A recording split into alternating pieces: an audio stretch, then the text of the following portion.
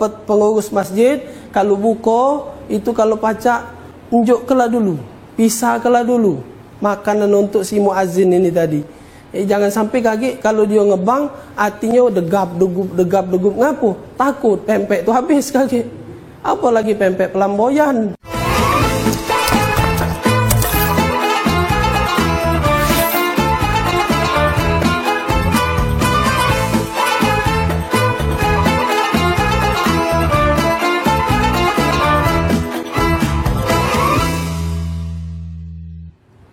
Assalamualaikum warahmatullahi wabarakatuh.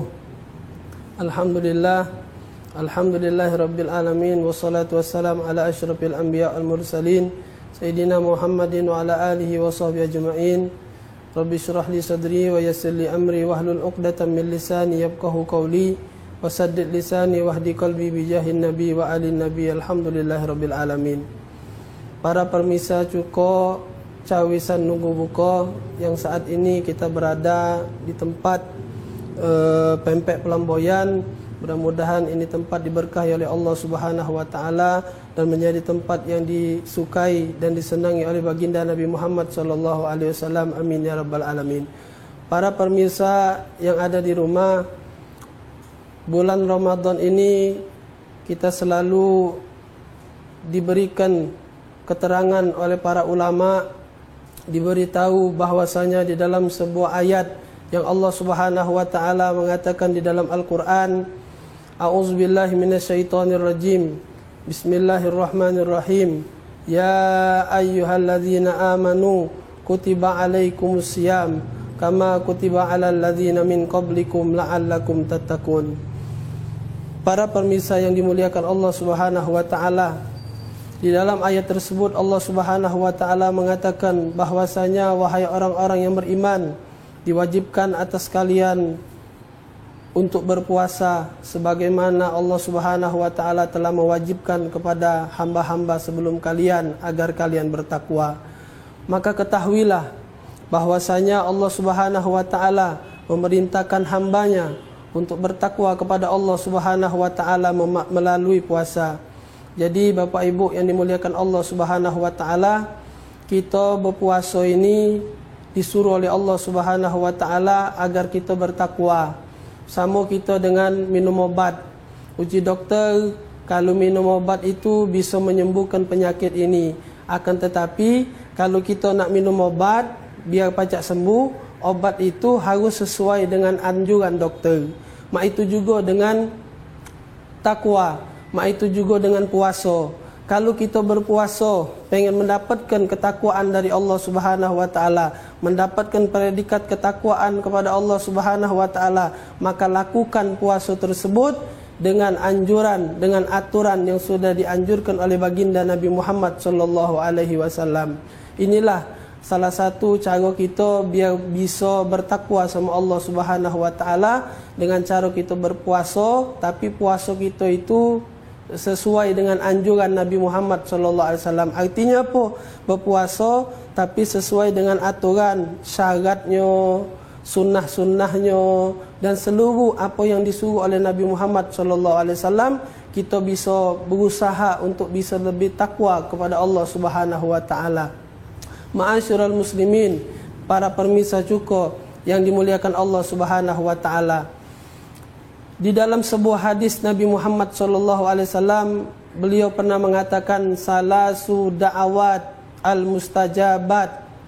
Ada tiga doa, tiga golongan orang-orang yang berdoa kepada Allah Subhanahu wa taala, tapi doa tersebut cepat dikabulkan oleh Allah Subhanahu wa taala.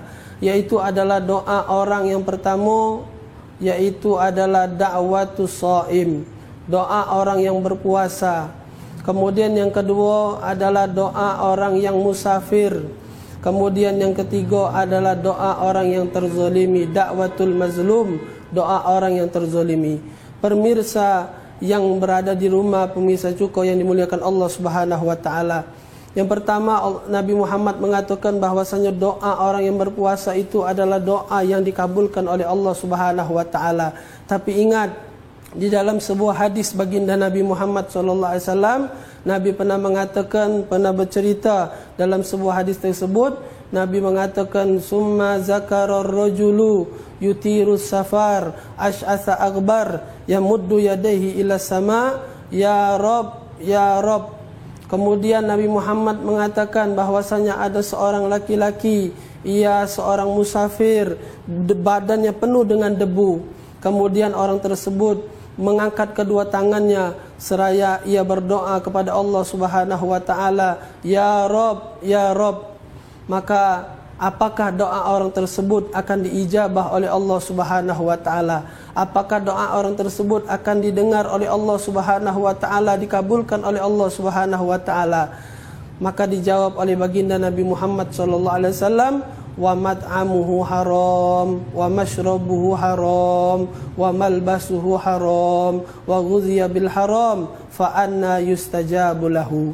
Maka Nabi Muhammad mengatakan, bagaimana doa orang tersebut akan diijabah oleh Allah Subhanahu wa taala sedangkan makannya haram, minumnya haram, pakaiannya haram, kemudian badannya, dagingnya tumbuh dengan yang haram. Bagaimana doa orang tersebut akan diijabah oleh Allah Subhanahu wa taala? Para pemirsa yang ada di rumah cawisan nunggu buka, ketahuilah di sini Nabi Muhammad sallallahu alaihi wasallam ngenjuk tahu sama kita bahwasanya kalau kita berdoa sama Allah Subhanahu wa taala dengan mendapatkan predikat tiga tersebut, orang yang berpuasa, kemudian musafir, dan yang ketiga adalah orang yang dizolimi. Akan tetapi dari hadis yang baru kita dengar tadi bahwasanya kalau uang itu musafir, kalau uang itu dizolimi, kalau uang itu berpuasa tapi makannya haram, minumannya haram, perutnya penuh dengan yang haram, doanya akan ditolak dan tidak diijabah oleh Allah Subhanahu wa taala. Ini adalah salah satu cara kita berusaha bagaimana caranya kita buka untuk di bulan puasa ini, berbuka, membatalkan puasa kita dengan sesuatu yang halal. Ini dianjurkan oleh baginda Nabi Muhammad sallallahu alaihi wasallam. Ma'asyiral hadirin, ma'asyiral pemirsa yang ada di rumah cawisan nunggu buka. Banyak orang bertanya dengan para ustaz, sangkinkan mereka ini takut kalau puasanya itu tidak bernilai takwa kepada Allah Subhanahu wa taala. Mereka sampai ada yang bertanya, ustaz, boleh tak kalau kita nak azan tapi kita duluan batal duluan sebelum kita azan? Ngapa ustaz? Takutnya kaget kalau kita tidak batal duluan, minum banyu duluan, kita ngebang suara kita serak ujinya. Nah, jadi di sini para ulama mengatakan boleh seorang muazin, wong yang azan tersebut dia batal duluan. Nah, ini menunjukkan bahwasanya wong ini takut.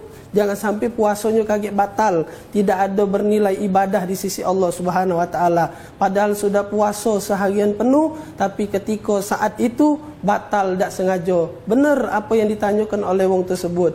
Maka jawapannya adalah boleh. Tidak apa-apa dia membatalkan duluan. Syaratnya jangan buka jam 5 wong itu. Kalau dia tu azan buka jam 5, itu yang tak boleh. Nah, di sini ulama mengatakan bahwasanya kalau tayaqqanal ghurub, kalau sudah yakin masuk waktu maghrib, maka seorang yang muazzin tadi, yang nak ngebang tadi, boleh dia membatalkan bukanya duluan. Maka anda sampaikan saat ini untuk pengurus masjid, kalau buka itu kalau pacak unjuk kelah dulu, pisah kelah dulu makanan untuk si muazzin ini tadi. Jangan sampai kaget kalau dia ngebang, artinya degap degup ngapo? Takut pempek tu habis kaget. Apalagi pempek pelamboyan. Nah, buka di masjid itu pempek pelamboyan, yang ngebang ni tak disisoi. Ujung-ujung ngebang separuh akhirnya. Nah, ini yang dikhawatirkan. Jadi kalau baca wong buka tu sisa kelah untuk yang ngebang tadi tu. Sisa kelah untuk yang ngebang. Ingat juga untuk yang ngebang, untuk yang azan.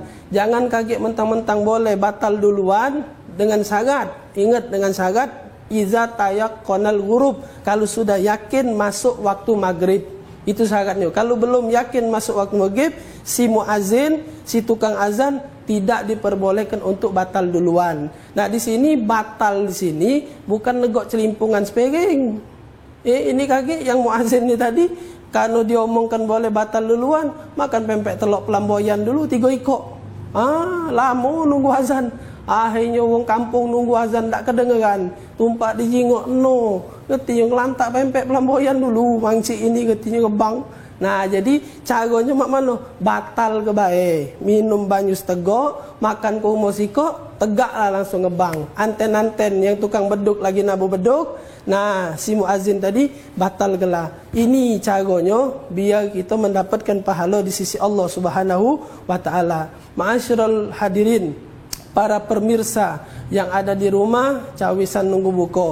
Kita di sini seluruhnya berusaha untuk bisa mendapatkan kemuliaan dari Allah Subhanahu wa taala. Ingat, jangan pengen dapat mulia di sisi Allah tapi kita malu untuk bertanya. Harus berani bertanya. Apapun itu, salah satunya pun ada orang yang bertanya sama kita, "Ustaz, apa boleh kita negok banyu ludah kalau lagi puasa?" Boleh negok banyu ludah lagi puasa. Tidak apa-apa, tidak batal. Kalau andai kata banyu ludah tersebut tidak ada campuran apa-apa. Murni banyu ludah baik. Tidak dicampur dengan yang lain. Maka wong itu negok banyu ludah tidak batal. Jadi kalau ada orang bertanya, "Cak mana wong itu boleh tak negok banyu ludah?" Boleh negok banyu ludah. Tidak membatalkan dengan syarat. Dengan syarat orang tersebut banyu ludahnya tidak bercampur dengan sesuatu. Misal giginya berdarah. Giginya berdarah bercampur dengan banyu ludah, maka banyu ludah tersebut hukumnya batal kalau ditegok. Jadi tak masalah negok banyu ludah. Jangan malu-malu bertanya. Banyu ludah tidak membatalkan. Bila perlu tunggu kenyan. Nah, kumpul kenyan banyu ludah tu maji cak setengah cangkir, tegok. Tak apa-apa. Asalkan banyu ludah tadi tu tidak bercampur dengan sesuatu apapun. Itu syaratnya. Kemudian yang kedua, banyu ludah itu tidak keluar dari batasnya. Nah, masih ada di dalam mulut. Inilah sudah ngeleng sampai ke dagu, ditarik. Nah, ditegoknya lagi, batal puasa. Baranglah keluar sudah. Ditariknya lagi ke dalam, hukumnya batal puasanya. Maka pemirsa yang ada di rumah, kita jangan sampai malu-malu bertanya. Untuk bulan puasa ini kita harus banyak-banyak bertanya. Apa pembatal puasa, apa makruh puasa, apa sunnah-sunnah puasa. Banyak sekali yang dijabarkan oleh ulama. Buka puasa, sunnahnya apa yang kita lakukan di dalam bulan puasa. Ngenjuk sedekah dengan wong, ngenjuk buka dengan wong, besar pahalanya. Ngenjuk buka dengan wong, besar pahalanya. Tidak nak yang hebat-hebatnya, yang penting pempek pelamboyan jadilah ngenjuk buka sudah.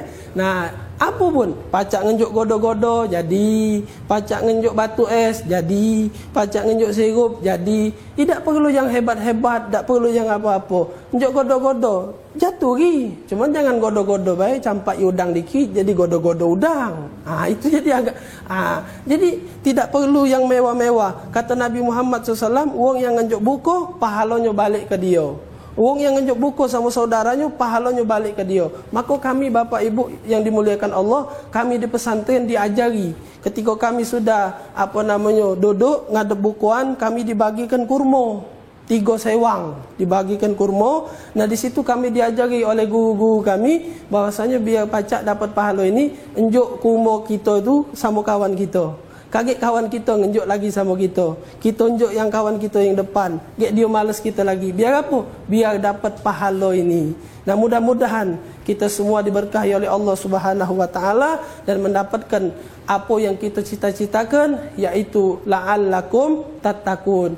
Dan para pemirsa yang berada di rumah, kita saat ini berada di Pelamboyan, kita mengucapkan selamat berbuka puasa. Mudah-mudahan amal ibadat kita diterima oleh Allah Subhanahu wa taala, dan kita berterima kasih kepada Pempek Pelamboyan yang sudah memberikan fasilitas kepada kita untuk berdakwah, dan mudah-mudahan berterima kasih juga kita kepada Manfa. Mudah-mudahan seluruh kru yang ada di Manfa diberikan kesehatan, rezeki yang halal, keberkahan dari Allah Subhanahu wa taala agar selalu istiqomah menyambung lisan baginda Nabi Muhammad sallallahu alaihi wasallam.